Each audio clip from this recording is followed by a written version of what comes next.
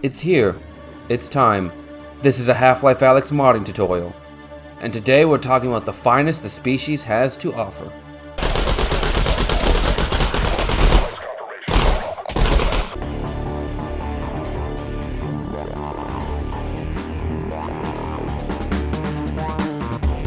Now before we start, I want to clarify. Most of what I talk about today will not be about those muscle milk chugging chads over there. No. Instead, we'll be covering the lean, mean, flanking machines, grunts, and officers. So let's dive in. This purple cube of mystery is the foundation upon which all Combine behavior is built.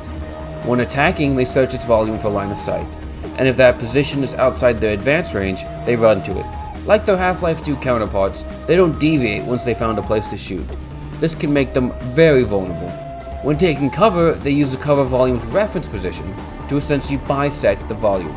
Anything behind the reference position is prioritized as a cover location. However, just because they're running away doesn't always mean they're taking cover. Why are you running? Why are you running? Attacking and retreating is all well and good, but the Combine's real strength comes from their squad tactics and coordination. Numbers is on their side, and they use it. The main way they do this is by trying to get their enemy in a crossfire, if they can. This isn't some complicated algorithm, however. All they do is find the center of their squad and move to the left or right of that, depending on where they are.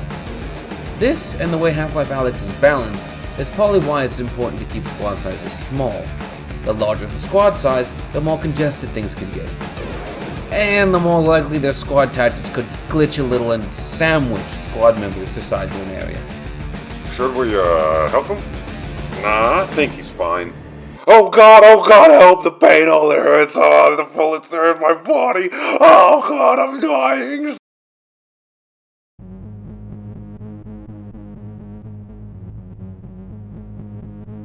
Knowing this is all well and good, but what difference does it make? How can you use this to make better levels? I always try to look at the main game to see what trends there are. See what patterns they follow. I've always noticed that when fighting Combine, Valve tends to have two main styles of encounter: movement arenas and combat corridors. Combat corridors tend to be very linear. Due to the aggressiveness of the Combine, the cover is often narrow and not too deep. This allows them to hold back a little bit, but still find some good angles. Valve uses advanced range to make sure they don't get too close.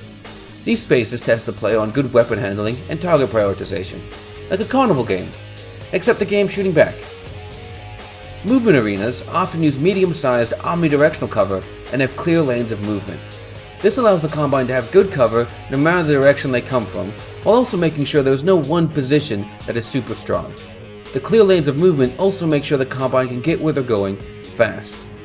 These spaces focus around flanking and smart movements by the player. They need to be able to control the engagement and limit the number of enemies they're exposed to. Like a paintball arena, except instead of paintballs, they're shooting pellets of dark energy. And instead of leaving a welt, they tear apart your body at an atomic level. Same thing, really. This is probably a good time to mention that Half-Life Alyx is not Half-Life 2. The Combine do not need a lot of scripting to work well.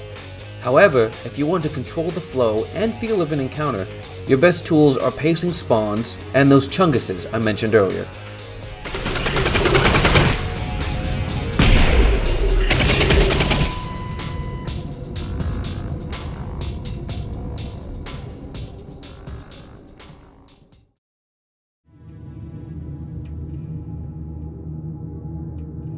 Now, none of this is to say you shouldn't experiment.